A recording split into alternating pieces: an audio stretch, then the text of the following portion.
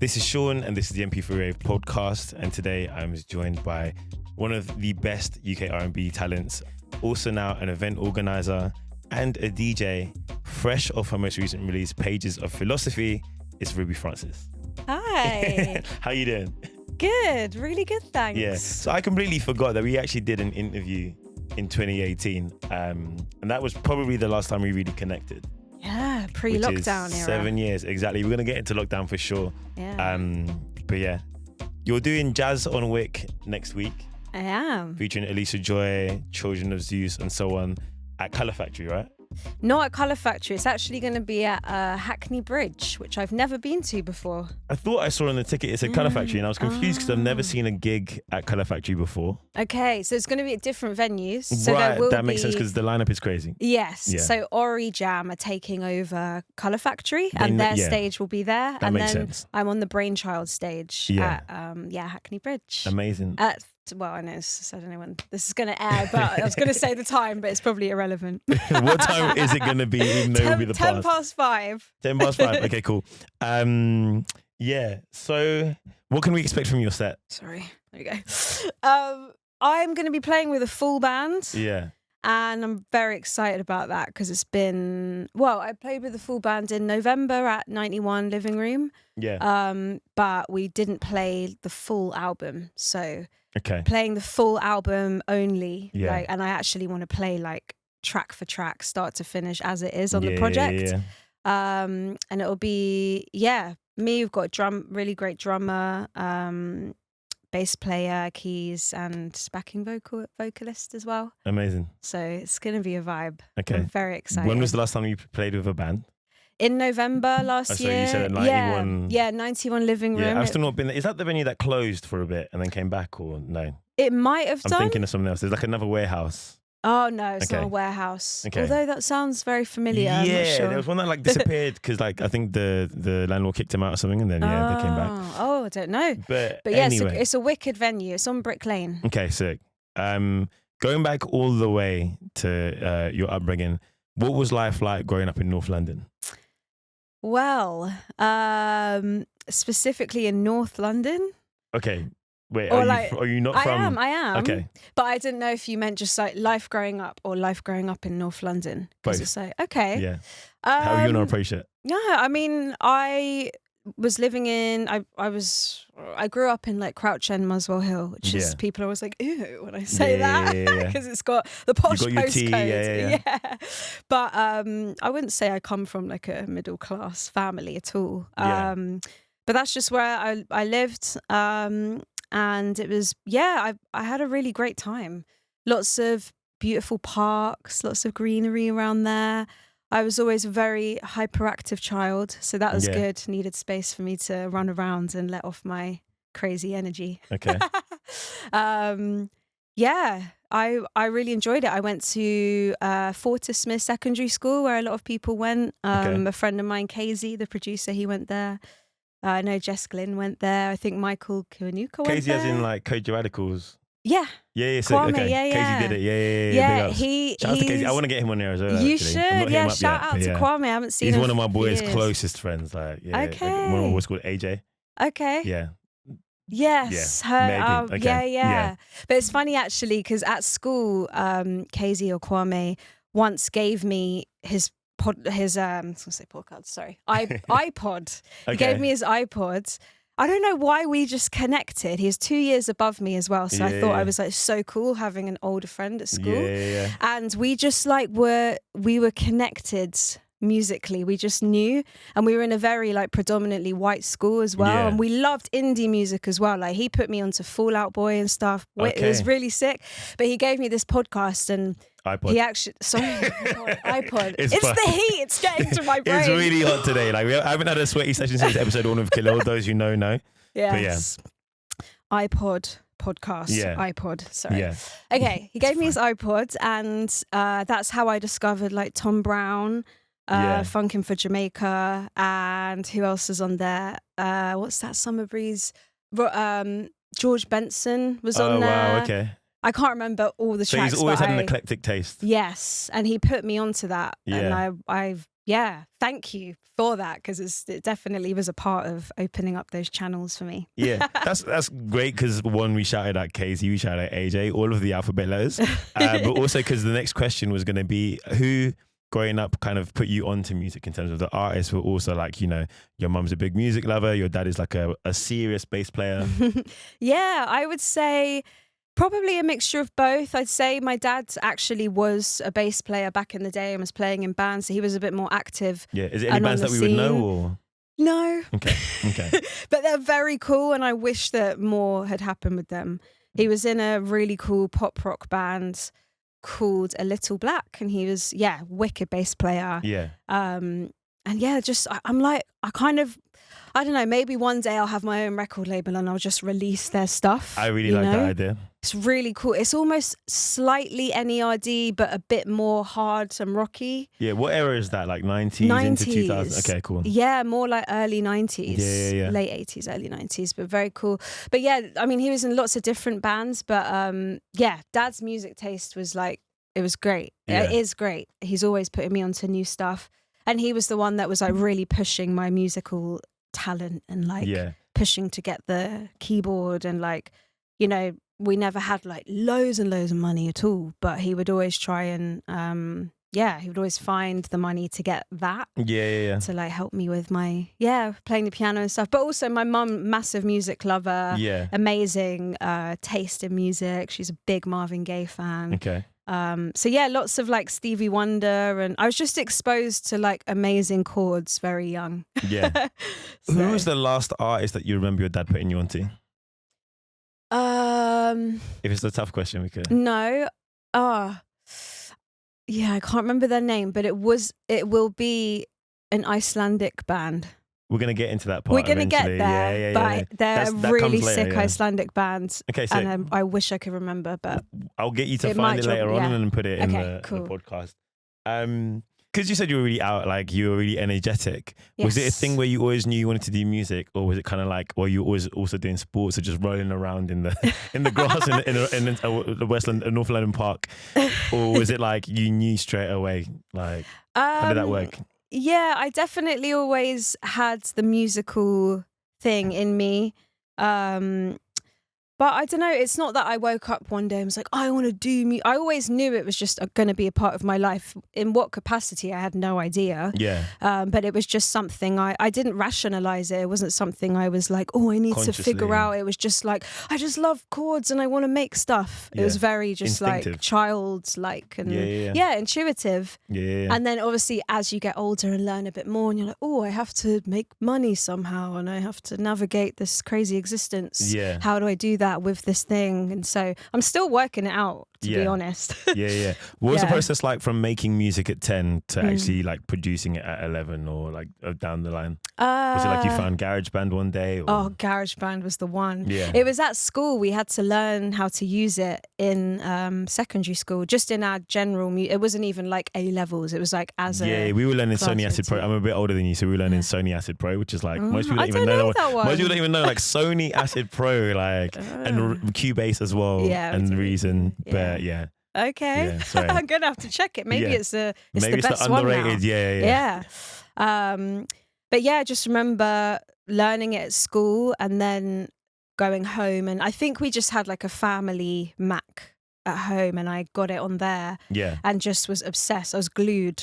Absolutely glued, and I was just dragging in the pre-made samples and like the loops there were sick. They were great. Yeah, they were really sick. Some of them stock ones. Polo the Don. Sorry to cut you. Polo the Don would use them in like Usher songs. Oh, so like Love in the Club. I think like maybe the chords from that are from like a GarageBand or a Logic like stock sample. Yeah.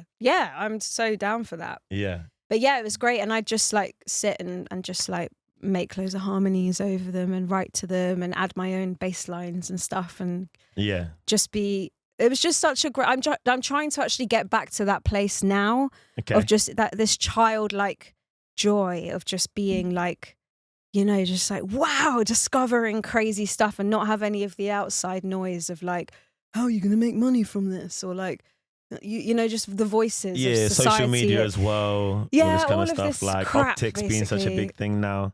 Optics, what's that? As in like people, like how you're perceived and I like, see. being seen and all that kind of stuff. Yeah. So I want to get back there. Do you consider yourself a singer or a producer or an artist first? It feels like artist like is the umbrella term for singer and producer. Yeah. Although I think just being a woman, I always will say producer first, just to like make a point.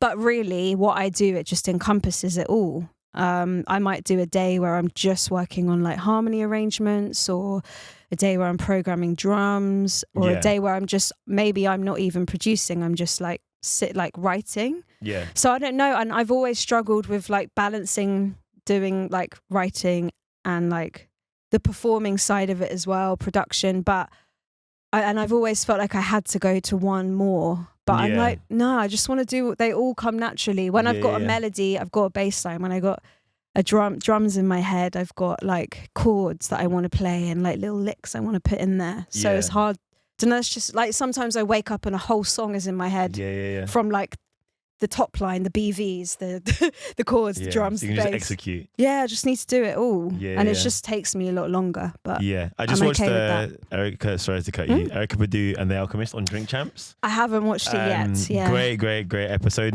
Nori knows how to be quiet, which is great because sometimes he's a bit like over the top. And Erica in that situation talks as well about balancing performing versus making music, and her saying that like she prefers to make music, but at the same time the music is static, and actually when she gets to perform it, that's when it gets to be experienced. And so it's tough juggling a lot of different hats. True. Big ups to Erica as well. Yes. So the production on Paranoid, out of all the tracks on Nighttime Therapy, really stands out to me, just in terms of the type of beat it is as well, like with the piano keys. It almost reminds me of like Super Rich Kids by Frank in some ways. It was inspired by that. Okay. Yeah. Crazy. Yeah, it was inspired by that. The minimal vibe. Yeah. Minimal. I was listening to so much like Odd Future stuff at the time. Yeah. I didn't actually have Super Rich Kids in there. I just thought of it now. I think even today, it's rare to hear those kind of beats. Like, which like, do you feel like you've heard more of those since, or like, because to me they kind of stand out on their own. Yeah, there's always things like that, but like in terms of that type of song itself with the production, it's very unique to me, even still. Even though Super Rich Kids is like one of the most beloved Frank songs, Yeah, it's crazy. Okay. Yeah, I don't know. Yeah, you're right. I haven't heard anything like it. Yeah, I guess maybe might have to have a little re-release of it. Yeah. Please put it back on DSP. What have you done? No joking. Since Nighttime Therapy is your first official EP, as we've now confirmed, what was the process like going from making music casually and putting out demos to actually having this like combined 4-track EP? Which song came first? Because you were dropping singles from the project. Did you always know it was going to be a project? I mean, you're casting my mind back right now. You'd have to answer the which one came first, but like, did you always know it was going to be a project? Or like, did you get to a point where you were like, I'm ready to drop something official? Yeah, I didn't write a project. I wrote songs. Yeah. And at some point was like, I've got enough songs for a project. I should probably do that and put it out as a body of work. Yeah. This is when I was working with Kwame at the time as well. And I just had a little bit of a team around me. I was able to think a bit more professionally because still I was still very, I mean, I'm young now. I was still baby young then. So I just was sort of going with what I knew at the time. And those songs seem to work pretty well together. So, yeah, Bob's your uncle. No. It's like the drawing of the owl when it's like, here's how to draw an owl. Have you seen that meme where it's like there's a circle and then it draws the lines on the circle and the next step is the finished owl? Wow. It's just a massive gap. Yeah. It's like, there's no details, we're just there now. Okay, that's it, yeah. Going back through your discography for this podcast. Yeah. Heart rate off of To Be Fair. Yeah. There's something about that beat specifically where like I was listening to it and I got goosebumps just like from the intro again, because it's just such a beautiful beat, let alone song. How did that one, again, I know I'm taking you back there and we're going to move to the present and the future, but it's okay. How did the production for that one come together? That was with Shifky, actually, yeah. And I think we wrote it at Psalm Studios, which is no longer there anymore, in West London. Beautiful, amazing, historical space. I'm really sad it's gone. Yeah. But yeah, and I don't know, I couldn't tell you now how it came about, but I do remember writing it with him, and we also got goosebumps writing it as well. Okay, good. Yeah. A mutual feeling. There's So vocal nostalgic. samples in there. Is that you or is that someone else? That's me. Okay, yeah, because so there's a like the pitch down. My mum finds it really funny. Every time she hears it, she's like, I'm like, Mum, it's not funny. It's really It's serious. my artistry. Stop laughing at my Mum. artistry. Okay. In your time releasing music officially, you've built a proper musical tribe, as you've called it before, in London, yeah? They play a huge role in your music, but also your life. So who would you say is part of that musical tribe today? Today? Ooh. As in like my own music, or you mean just like my people, the Why not community? Whoever comes first to mind. Okay, I'll have to start with Laura Roy. Of course. She is, I call her like, and it might sound a bit weird to people, but like sister, wife, like mum. She's like I've not every heard that combination. Yeah, I've heard the two, but yeah, it's like just all the important womanly figures in one in my life. She's an incredible person and amazing writer and singer and producer and guitarist. She's actually very sadly just moved back to Canada, so I'm like, yeah, I'm a bit sad, but we're still very close, and we're gonna, we'll be right. I hope that we'll be writing well into our old age. Yeah. But yeah, she's written all over the new project and a lot of even my other album, which we might talk about in a bit. Archives. Archives. Okay, cool. Yeah. And then also Tallulah Ruby. She's an amazing friend of mine. She's been on tour with Marabou State at the moment. She's their front woman, killing it, like amazing. Like I have chills watching her up there. Yeah. But she's also like her own artist project is incredible. She's one of the most amazing vocalists I know, and producer too, and just like creative director. She's like extremely creative. She does like sound healing and lots of different things. Love that. Yeah, really amazing. Beautiful writer as well. Oh, there's so many. I mean, I could sit here for ages. Gio Jordan, big ups to G. I mean, he's an incredible producer, vocalist, writer as well. I don't know. There'll probably be a shorter list of instruments that he doesn't play. Yeah, and he plays everything and really well. Yeah. Incredible and amazing DJ as well. Okay. And we've written a couple things. We keep saying we need to get in the studio.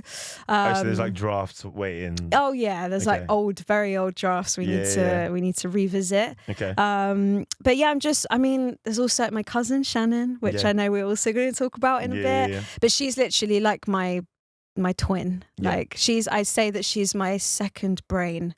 Like she's there all the time for me. Like we are. I call her my Shanager as well, because I'll just anything. You have the best names for your family. I love this.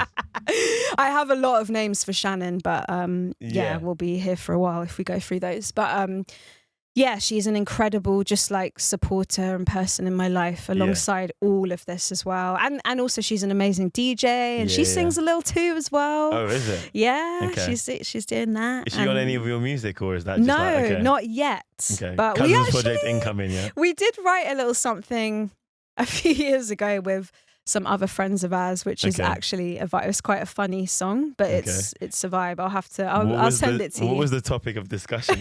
Or is that not allowed to be shared? Is it a bit too? Is it a bit too out it's all right. It's called No Necesito.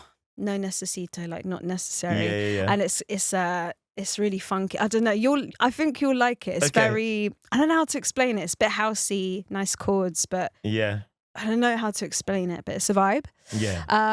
And who else? I mean, my good friend Nina, she's an amazing manager as well. She's also doing social media management. I don't know if I can like name drop all the people she's working for and with, but she's amazing. She's always the one where when all of us girls meet up and we'll talk about music stuff, she's always like, yeah, but guys, have you made sure that you've asked for more money than that? And like she's pushing to get the bag. She's like, does no fucking around with Neens. Okay. Like she's on it, which I really appreciate, and we all love her for that. And yes, I mean, there's just so many people. I could go for ages, but I'd say they're probably like most of my core people that have come straight to mind, and I apologize if I've missed anyone really important out. So you've remixed songs for MOV, Mad, and again Laura Roy, your close friend. How do you approach remixes? Is it always in the same way, or do you have a unique process every time you do a remix? I haven't actually done one for a while, and I'd really love to. I love making remixes. That's why I'm bringing it up. Yeah, it's great because it's... You have some great remixes. Thanks. Yeah, I think because my mind does a lot, and like I was saying, there's like the writing and the production and the like all the different elements.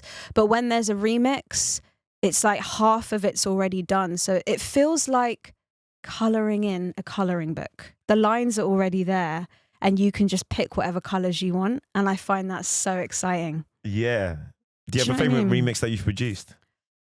I know we're going back again because it's been a while. No, it's okay. I would say I really like the one I did for Emma V 2003. Yeah. And what was the other one?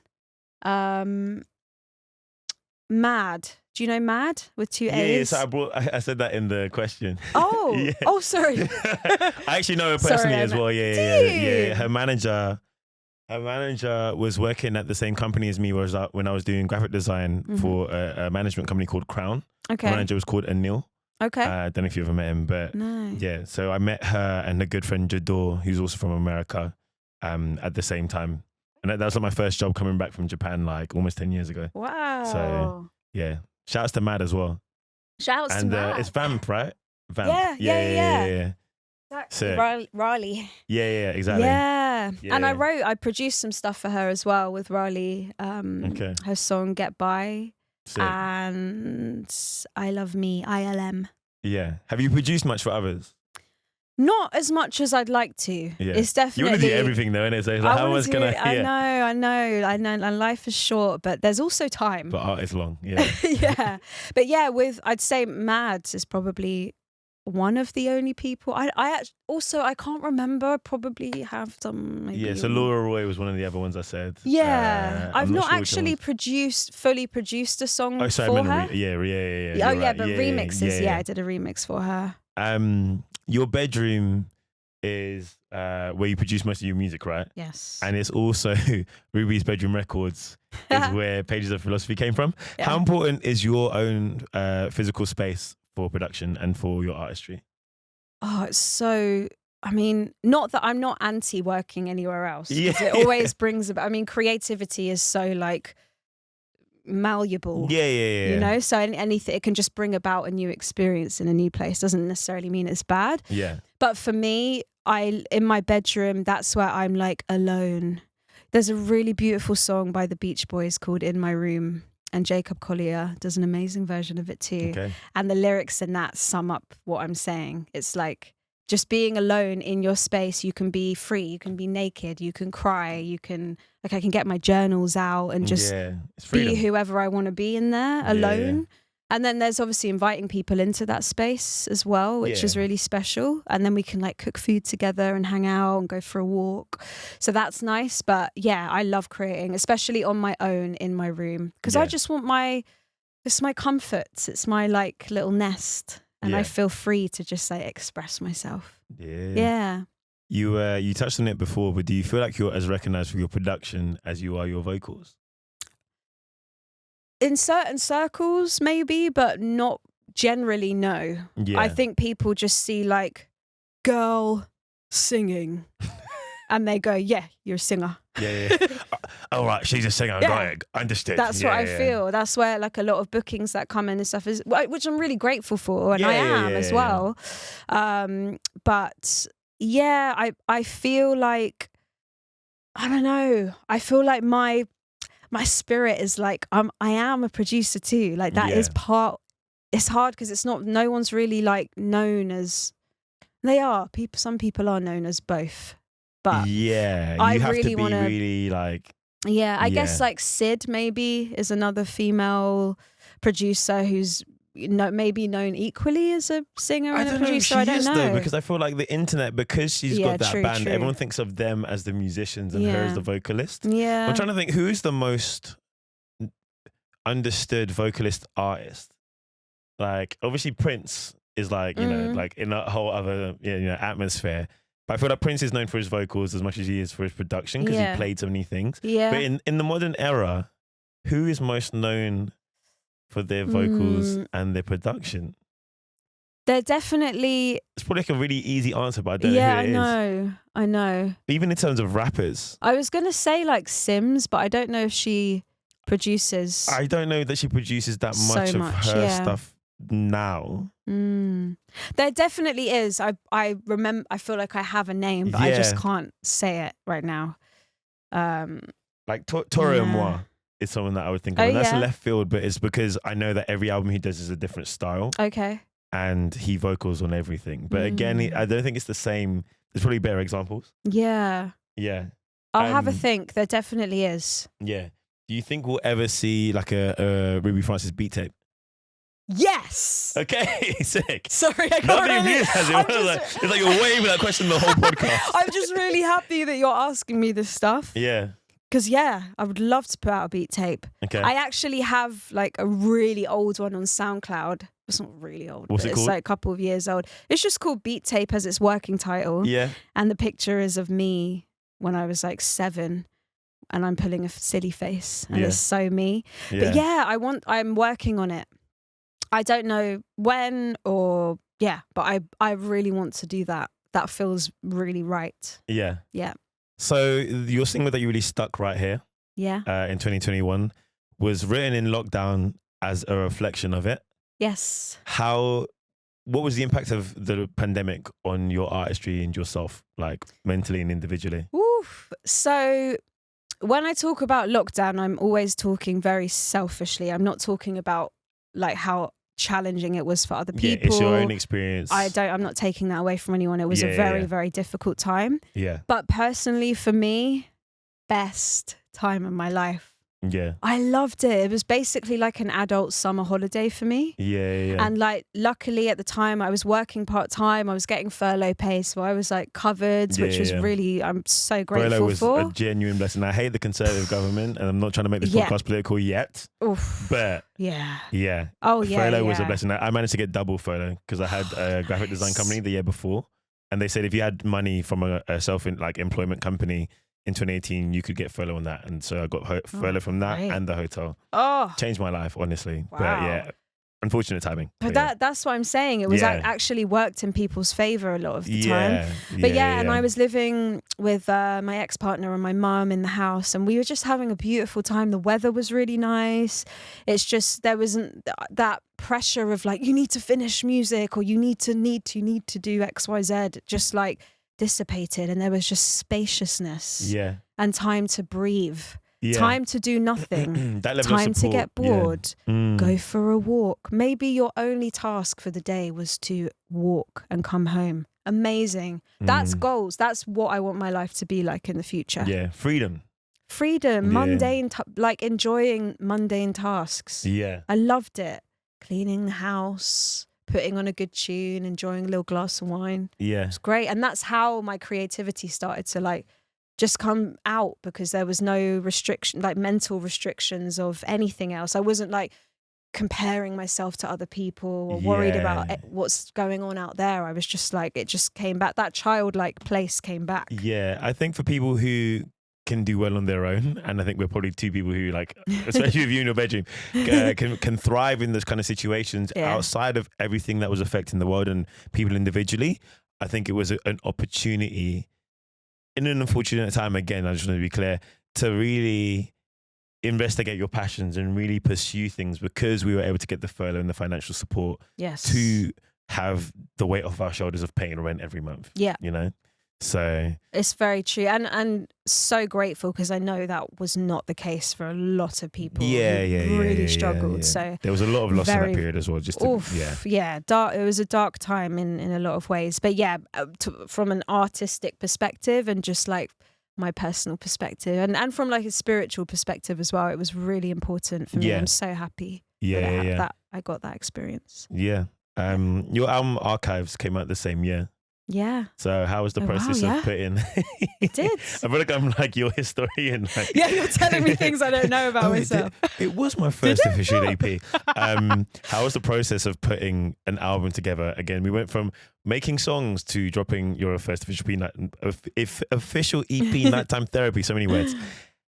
How was the process of going from making EPs to your first official album?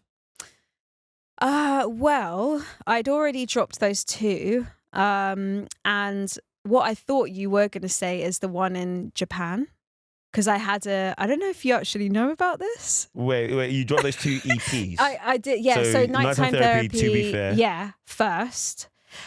So I also had, sorry. I can't believe you don't know this. You know everything. I'm a failure as an interviewer.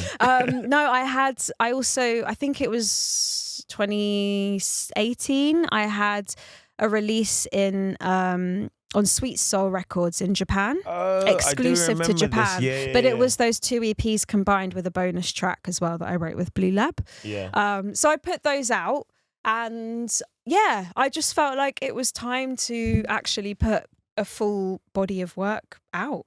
Yeah. And Stuck Right Here was all, well, as a single that came out all like completely independently.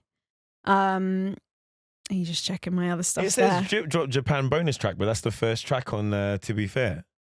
Yeah. So To Be Fair and Nighttime Therapy make up the album. Oh, and then there's Hello to My Power.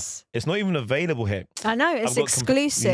Yeah, okay. Oh, so yeah, it's greyed out. Yeah. Oh my gosh. I need to make some We're learning things today. We really are. You're teaching me a lot about myself, I'm Seán. teaching myself about gaps in my knowledge, but yeah. Yeah. So putting together archives. Yes. How was that process? So all of those came out before, so I just felt like I wanted to have just an album that was available everywhere. Yeah. And Stuck Right Here was all independently done and promoted independently as well. I also got the Mobo Help Musicians grant, which was really, really helpful. And I think that actually releasing music during lockdown worked. It didn't work for live, of course, but for people being at home listening, it really helped. And obviously the song was called Stuck Right Here. It was about being stuck during lockdown. A little bit relatable. Just a little bit. Does what it says on the tin. Yeah. So yeah, I think people just really enjoyed it, and it picked up a lot of traction during that time. I did a remix challenge, so that kind of like started the momentum for releasing the album, and it actually went well. It was signed by Unity Group, which are a Paris-based indie label. Dope. So the album then came out through them, and that was at the time really great to actually have a proper like team around and a bit of like help and support to promote that. But yeah, and then by the time it actually came out, we weren't really in lockdown anymore because it was November. Because I remember like had a launch party and stuff, and we were all dancing together. Somewhere. Yeah, it was a lot of time. There was a lot of like in and out. Of yeah, it's true. But I think by then it was phasing out. So yeah, that was kind of the process of releasing it. Yeah. What's your favorite song on Archives? Do you know what? First one that comes to mind is the song with Vels. Okay. So like no one's really listening to it. It should have been a single, really. But what's it called? Can you please check? Honestly, I love that I'm just referencing. Oh my gosh, Belly Bells. Natural. Yes, Natural. Yeah. It's a tune. Yeah. Yeah, I love that. I love the bridge on that. And actually, the outro is beautiful as well. I was chatting with Jay Rossi, who did the string arrangements on it. Okay. Really beautiful. I was listening to a lot of bossa nova at the time, so inspired by that genre. Yeah, I really like Cross the Line. Oh yeah, I mean that's a banger as well. Because Laura mainly sings the vocals. She's singing, she's features on. Lots of people think it's me. No, because I heard the voice and I was like, "This." It says Laura. This is Laura. Right. But you're in BVs. I am. But like, technically, you have produced a song for Laura, right? Because that technically is the song. I produced that all. Yeah. So and like, she's leading the technically, song. yeah. I guess because it's for my project, I didn't think of it like that. But you're right. I did produce it for her. Sure. So going back all the way to the 80s, and just to make it clear, I know you're not just an R&B artist, because I think you're wider than that. And there's you touch into many other genres, but electronic is a blanket that we all use these days, especially with the futuristic style to your sound. Going back all the way to the 80s. UK R&B has a long history since then, all the way to now, right? But in the last 10 to 15 years, it feels like the genre has just exploded. You know, people talk about the Southeast London jazz renaissance, but also in terms of UK R&B, it feels like now we've got more artists than ever, more festivals, more DJs, more platforms. Yeah. Do you feel like you've noticed a change being in the industry for over 10 years now? when it comes to recognition of UK R&B as a whole and as an artist within that, do you feel like you've noticed much difference from then to now? Yes. Okay. There's definitely more spaces, as you said, more platforms, more festivals, and just general spaces where R&B is like recognized as what it is. Yeah. And also not just like you said, limited to just R&B. There's like, it's fused with lots of different things. But yeah, I really feel it's become, people are a lot more receptive to it now. There's definitely a growing community, and it's still growing. Like it's still not the leading. I don't know, actually. I don't think it's the leading genre in the UK. Do you know what I mean?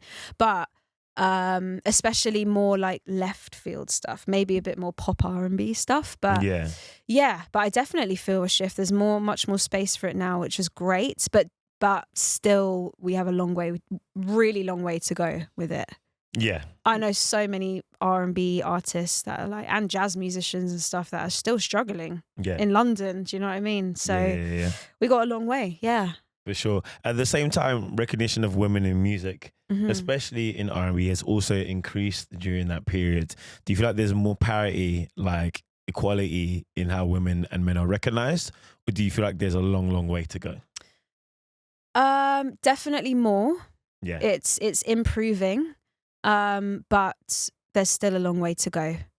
I think that because we are in certain circles of being quite like, I don't know, just in my circle and wide, like my kind of extended circle, we're all quite liberal and quite arty. So I feel like women, I don't know, it's a lot more normalized within our circles. But as soon as you step outside of that, there's a massive gap. Yeah. And even within those circles, it's like I'm still not getting paid anywhere near as the same as my males who were doing the same.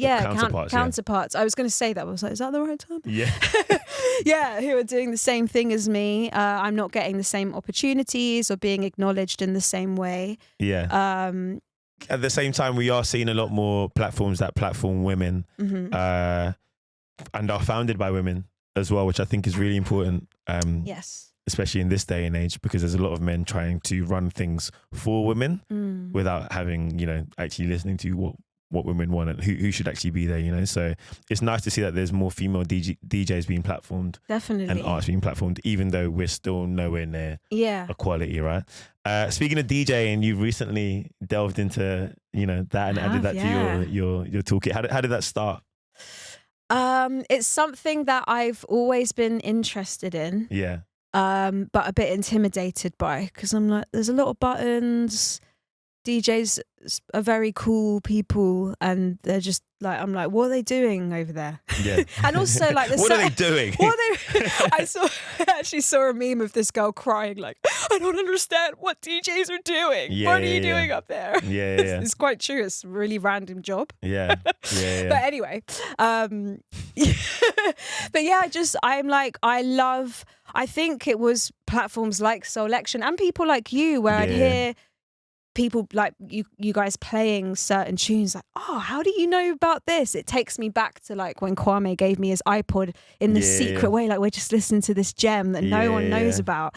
But it's so, I love that feeling of feeling tapped into like this underworld of people that are on your frequency, and you find these little gems together and you get it. You're like speaking the same language without speaking. And I think that's what drew me into DJing. It's like, I want to just be throwing all the tunes that I discovered when I was a kid, that my dad put me onto, or from any genre. I love classical music. I love bossa nova. I love like really hardcore electro, techno, but like it's a wide spectrum. Yeah, it's a big spectrum, and I love just like it's another form of expression, because I feel like making music comes out of me, and DJing is like what's been fed into me that I then can like share. Yeah, you're displaying your inputs rather than just the output, which is your releases. Yeah, that's really interesting. I've never thought about DJing as a musician from that perspective. That's really cool. Yeah. Speaking of DJing again, you launched your cousin's party with your cousin. Yeah. How did that come together and how did it go? Big up Shannon Ray. Yeah. Is that her DJ name as well?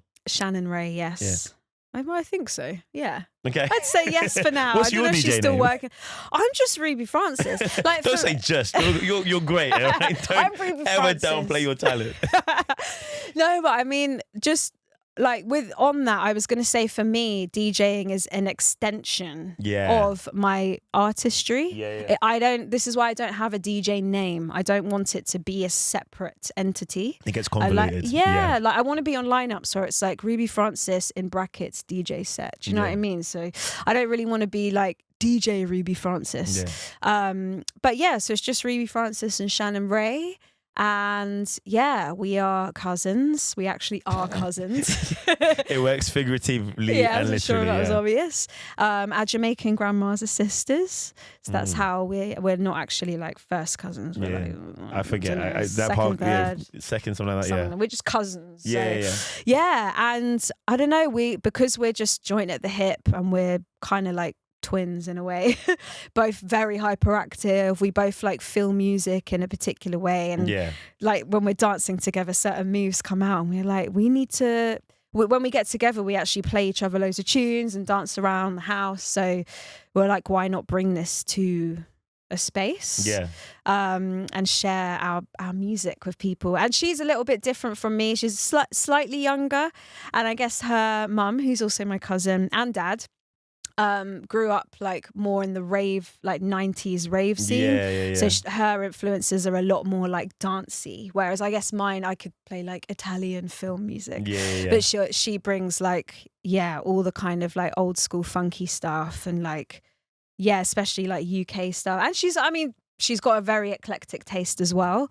But yeah, especially when we play hype tunes together, I feel like that's when we're in our element, when we're just going mad, and there's just curls bouncing around the place. Because you both have the hair. We both have big curly hair.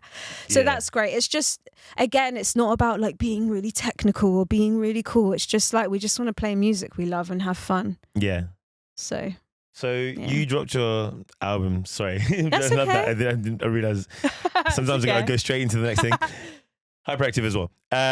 You dropped your album Pages of Philosophy in July. What inspired the title and this album? So I guess there was a particular relationship that I was in where I felt like I was really just brought into a whole new world. I was extremely deeply in love and infatuated and just like deep in there. So I think with Pages of Philosophy, I wanted to really like capture the essence of what that actually means, but not with the attention being on the other person, but what was being evoked in me at that time. And I've always been quite a philosophical person. I'm very like, I'm quite existential. Like I'm always thinking like, we're walking down the road, but I have these moments of like, where's everyone going? Why are we just these walking bodies, like walking around, like everyone's going to die one day, but we're all just pretending. What are these NPCs doing? So I don't know, I have a lot of these deep thoughts about existence, and I guess I'm quite a spiritual person as well. And I've always found philosophy really fascinating. I wasn't good at it at school because it was like the memory test of having to write essays is not my forte. And it's done in a very specific way where if you don't match it, even a lot of people who would be amazing artists, they had to format themselves and fit into a box that they were told is art, when in reality, everything is art. Exactly. But you're marked and you have like specific things you have to do. It doesn't really make sense to me, but it's rubbish. But I always loved philosophy, and also in this relationship I was in, he's like a philosopher basically, and like studied it at uni and was like really, really deep into it. So together we would often like have these philosophical conversations and get really deep, especially when we first met. And I don't know, that kind of mixed in with this romance. I just really wanted to capture that. But it's sort of a journey through that experience of like finding myself. Also, I started therapy last year, which was really great. Nice. And I've just dealt, not even just the philosophy side of things, but psychology has also been a massive interest of mine. Like if I'm not an artist, I want to be a study psychology. If I didn't do graphic design and multimedia at uni, I was planning on doing psychology. Okay. Because it just unlocks doors, right? You start to understand the world and people in a different way. And yourself as well. Yeah, exactly. Which is crucial. So, I think through like when that relationship broke down, it left me with lots of questions of like, who am I? Who am I really though? Like without this person, without any person, without my friends, without the clothes I wear or being an artist, like who am I at my core? Yeah. And I'm sort of, I don't have like the answer right now. But, I'm her. Exactly. I am. Yeah. But yeah, I think through the process of learning that, and also looking at my flaws and looking at like my behavior and not just pointing the finger, but actually looking at myself and my patterns, I've been able to like join the dots of things in my life and my upbringing, and and that just fascinates me. So there is this kind of psychology theme in there as well. And also, I guess I talk a lot, even in archives, and before that, talking a lot about my anxieties and things in my music as well. So yeah, it's kind of a journey through like to finding myself. Yeah, life and love. However cringy that is, but yeah. Thank you for sharing that. Of course. What would you say are some of the biggest changes in your artistry and production style from when you first started making music compared to this project? I feel that it's a lot more intentional and just slightly more mature. Because I think back then I would just get like really hyper and gassed about like, I just want to make chords, and like I wasn't really conscious of lyrics either. I would just be like, and like words would just come out of that, and I'd be like, that'll do. Done. That's what it says in the tin. Yeah, Bob's your uncle. Exactly, literally, Bob's your uncle, Fanny's your aunt. I need a Ruby Francis song called Bob's Your Uncle, just to know what it would be about. That would be the next project that I'm working on. 10%. But yeah, so I feel like it's a lot more mature, and I just feel like the older I get, I'm trying to just move with more intention, not just like float around and go along with things, but actually be like, why am I doing that? Even just from very small things, like why am I choosing to, like what I'm choosing to wear or eat, or who I'm spending my time with, and energy, all these different things. So I feel like that's put into this project more. It's a bit more refined. And intentional, but also extremely vulnerable. And it still has a bit of my child like hyperactivity in there, but it's just a bit more refined. I would say that. Beautiful. Yeah. At 17 minutes, it's quite a short project in the general sense of an album. Did you feel pressure to have it be a certain length because of society and how musicians often approach music? Even though, if we're being real, the concept between an album, an EP, a dub, all this kind of stuff, the borders are being erased. Like, did you feel that kind of pressure, or was it just like, yeah, I'm done, this is it, and we're good? A bit of both. I had the pressure in both ways. So I was thinking like, not that it needed to be shorter, but I was thinking like, no, it is good because people's attention spans and But then I was it's like, a perfect length, by the way, just as a listener, someone outside looking in rather than inside looking out is perfect as it is. Oh, that's great. It's such a short and condensed journey, but each song hits, they all feel very individual while they flow together. And it does feel like you're telling your concise story with every second used purposefully, you know? Yeah, thank you. I really appreciate that. I mean, I'm just sort of like, I could make it longer, but for the purpose of what am I trying to do by making it longer? It's just like an empty thing to do. If I felt that, if I felt like I really had more to say, or I was really inspired to write more, sure.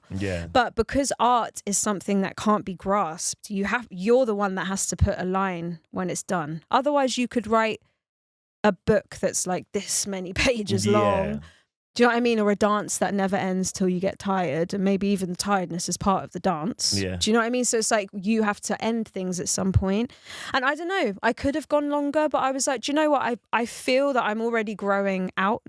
I'm growing out of what I'm writing a little bit, and I kind of want to move on. The chapter, I feel like this is a good place to draw the line. And I'm like, do you know what? If it's short, it's not about quantity, it's about the quality. You know? It's about the feeling that you give, and it doesn't require an hour to give a feeling when your story makes use of every moment. you can have the most amazing moments in 1 minute can change your life. Yeah. Or you could go on I don't know, like a 3-month trip somewhere and it's like fun, but Yeah.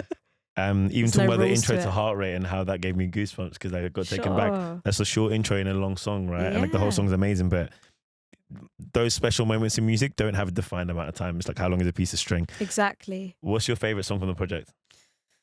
Oh, it changes. Okay. What was the most fun to write, maybe? Or I think Lanzarote. okay.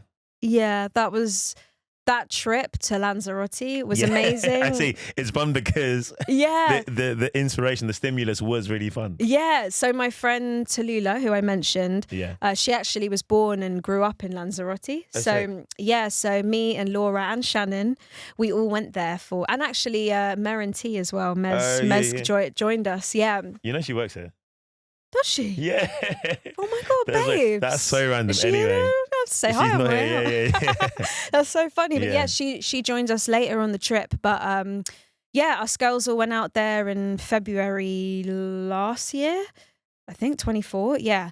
And a few of us were going through certain relationship stuff and we just had the best, like it was so healing, so much laughter, so much crying, so many silly things happened and it was an extremely healing trip. And I'd written that beat. I had a place in Stoke Newington for a while and I made that beat there just on my own in my room and I took it with me to Lanzarote. Yeah. And actually on that trip, me and Laura wrote to a few of the beats I'd made on the project. But Lanzarote was the most fun because its essence is very like playful and cheeky, but it's also got like a bit of this melancholic like eeriness to it, even though it's like really upbeat, but like there's something about it that's a bit because that was my reality. I was in grief, but in this beautiful place having fun with these girls. So yeah, I really wanted to capture that and I think we did that well. And we just had a great time when we wrote it. We got a bit like just drunk basically and stayed up all night and we were dancing around the room and then coming, do you know what I mean? Just That's like coming really back fun. to it and it was great. It was a beautiful time. A So I'd singer's say trip must be really sick. Or like an artist trip when great. it's like, it's your girls but you're all artists as well and you're all vibing. It's a rare thing and I'm so grateful. How long were you there for again?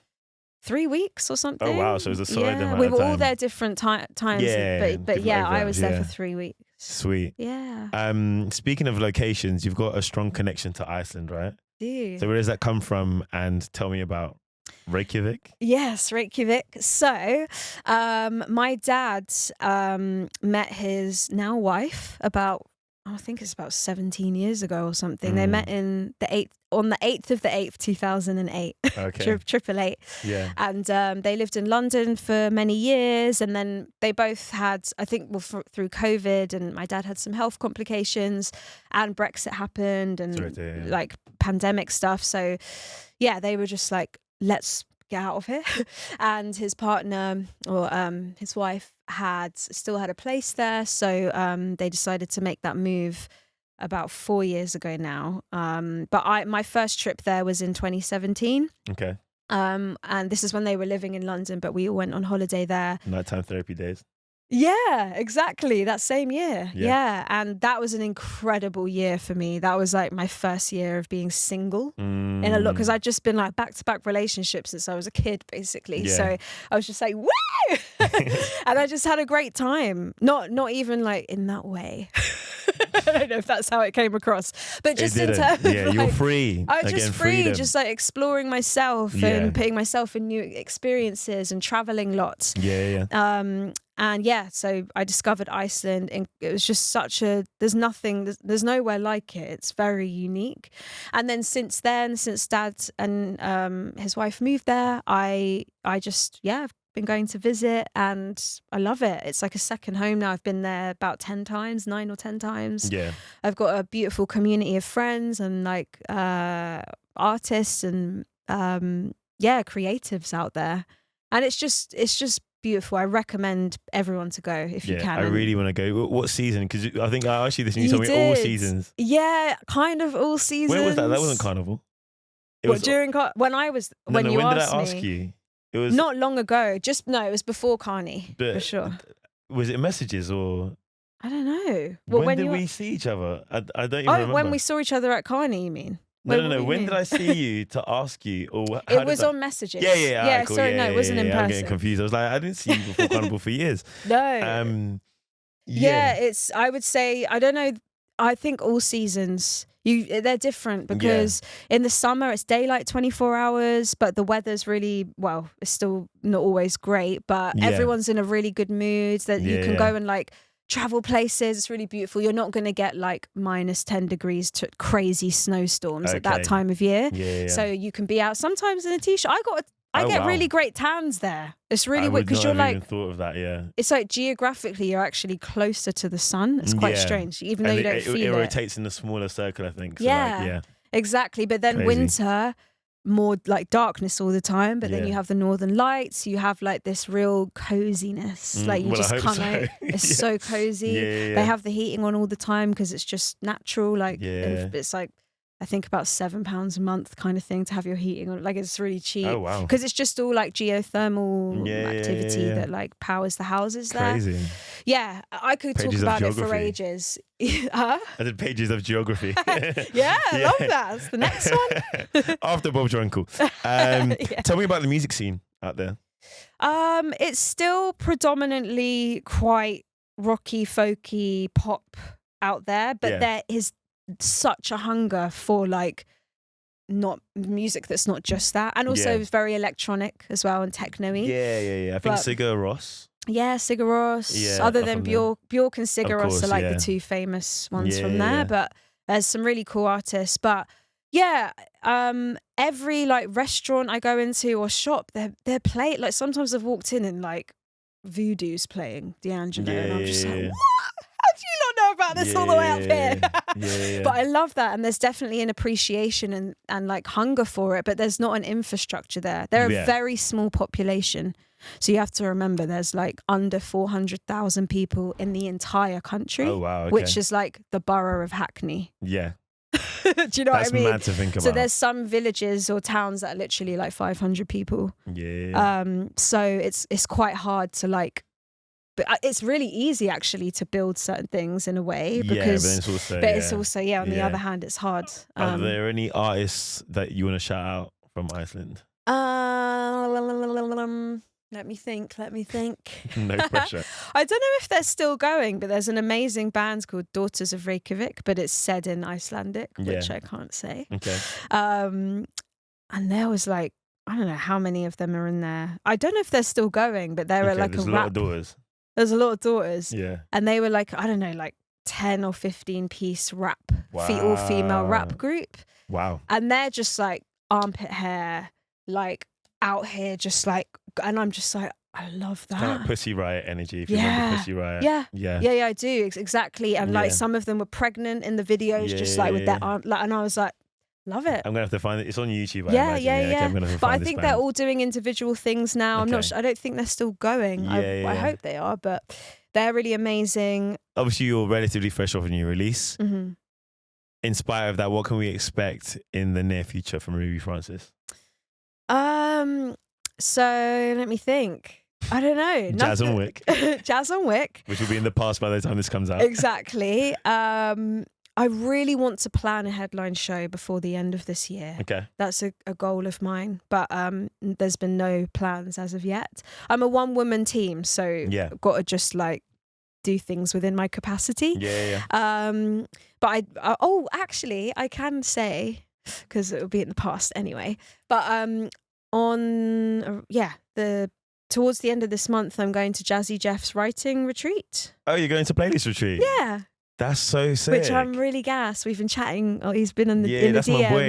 Yeah. Sick. So I'm really gassed about that because that's going to be great to like meet people and be jamming and stuff. Do you know this singer, Madison McFerrin? Yes. Yeah, I just literally read a tweet from her yesterday that was saying that she met her partner there at playlist retreat. Wow. Which is so random. So she's like, I'll always be grateful to DJ Jazzy Jeff because I met my partner Oh, there. that's so beautiful. And obviously, like it's always been amazing. They had like I think Jar went one time, Yeah, he Taku, did. Sango. Yeah. And I when I first emailed his manager, who's his wife actually, Okay. to get an interview with him on Radar when I was on Radar and we did the interview. Yeah.